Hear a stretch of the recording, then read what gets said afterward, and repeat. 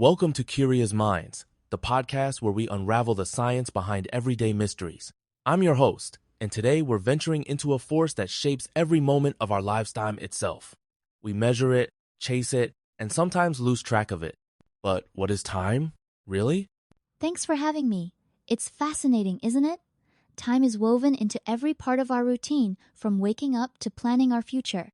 Yet, if you ask scientists or philosophers to define it, you'll get wildly different answers. Let's dig into how we experience and understand this elusive concept. Let's start with the basics. We rely on clocks and calendars to organize our days, but these are human inventions, aren't they? Why did we need to create such precise ways to measure time? Absolutely. Early civilizations used sundials or water clocks to track the day. As societies grew, accurate timekeeping became essential for farming, navigation, and industry. Today, atomic clocks are so precise, they only lose a second every 100 million years, helping GPS and the internet sync worldwide. So, our need to coordinate, whether it's meeting someone or synchronizing flights, drove us to invent better ways to measure time. But does this mean time is just something we invented? That's a great question. While our tools for measuring time are inventions, the phenomena they track like sunrise, seasons, and aging exist independently. Our measurements just put structure to what we observe in nature. We've all felt that time can feel different slow in a traffic jam, fast when we're having fun. What's behind this elastic sense of time in our minds? Our perception of time is closely tied to attention and memory. When your brain processes lots of new information like, on a vacation time, seems full and rich. Routine days feel shorter because there are fewer new memories to recall. Stress, excitement, and boredom all warp our sense of time's passage. That's so interesting, especially considering how our brains fill in the blanks. Is there any research supporting how our mood or age affects time perception? Yes, studies show that as we age, time feels like it speeds up because we encounter fewer novel experiences. In contrast, children perceive time as slower since almost everything is new to them. Let's move from the personal to the scientific. In physics, time isn't just a feeling, it's a dimension, right? How does that work? Correct. In classical physics, we describe the universe in 3 dimensions: length, width, and height. Einstein's theory of relativity adds time as the 4th dimension. Space and time are interwoven into a single fabric called spacetime, which means events are located by both where and when they occur. So, time is just as real as space in this framework. Does that mean we can move through time like we move through space? Not exactly. We move freely in space, but time seems to have one direction forward. That's one of the great puzzles of physics. Speaking of Einstein, his theory changed how we think about time. Can you explain how time can stretch or shrink depending on speed and gravity? Absolutely. Einstein showed that time is relative. If you travel close to the speed of light, time passes more slowly for you than for someone standing still. This effect, called time dilation, has been tested. Clocks flown in jets tick a tiny bit slower than those on the ground. The same happens in strong gravity, like near a black hole. That's mind-bending. So, astronauts on the International Space Station are actually aging a bit slower than us on Earth? Exactly. The difference is minuscule, but measurable. It's a real demonstration that time isn't absolute. It flexes based on your circumstances. We've established time can bend, but why do we always remember the past and not the future? What sets the direction of time? This is where entropy comes in. Entropy is a measure of disorder. According to the second law of thermodynamics, the universe tends to move from order to disorder. That's why we see eggs break, never unbreak.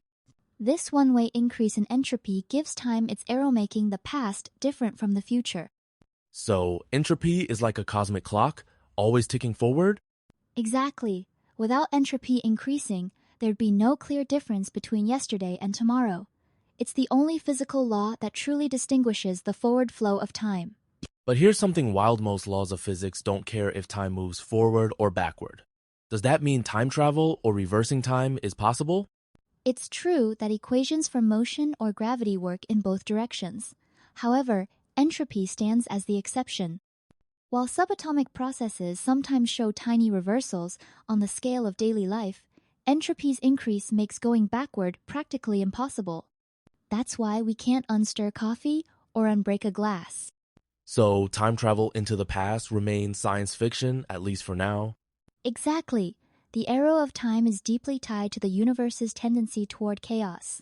Now, for the truly mind-bending part, some scientists argue that time might be an illusion. What's the reasoning behind that? The idea comes from both neuroscience and physics. Our brains string together moments to create a sense of flow, but in reality, only change is directly observable. Some physicists propose the block universe theory, where every moment past, present, future already exists. It's like the entire book is written and we're just reading it page by page. That's hard to wrap your head around. Are there any experiments or evidence that support this view? It's mostly theoretical, but some quantum experiments hint at connections across time. Still, whether time is a mental construct or a physical reality remains one of science's biggest open questions.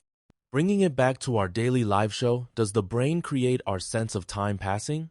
Our brains use a network of regions, like the cerebellum and prefrontal cortex, to estimate durations and sequence events. Memory plays a huge role. Novel experiences seem longer in hindsight, while repetitive routines shrink our sense of time. Distractions, emotions, and even some medical conditions can alter our internal clocks dramatically. That explains a lot about why the same hour can feel so different depending on what we're doing. Could understanding this help us manage our time better? Definitely. Mindfulness, for example, can slow down our perception of time, making life feel fuller. Recognizing how the mind shapes time can help us design richer, more meaningful days. Stepping back, time shapes how we grow, learn, and remember. How does our relationship with time influence culture and society? Cultures differ in how they view time. Some prioritize punctuality. Others value flexibility. Our rituals, birthdays, anniversaries, New Year's are all built around time's passage. Memory connects us to our past, while planning lets us shape our future. Time isn't just a backdrop. It's central to how we organize meaning. So even if time remains mysterious, our need to mark it gives structure to life itself. Exactly. Whether time is absolute or subjective, it's the stage on which our lives unfold. As we wrap up, what's your advice for listeners who want to think more deeply about time? Stay curious. Whether you see time as a cosmic clock, a flexible dimension, or a human invention, asking questions is what drives discovery. Notice how you experience time, how it changes with mood or routine. Even if we never solve all its mysteries, exploring time gives us a richer sense of being alive. That's a perfect note to end on. Time remains one of the universe's greatest puzzles, and exploring it is an adventure in itself. Thanks for joining us, and until next time, stay curious. Thank you, and remember, the only thing more fascinating than time is our endless quest to understand it.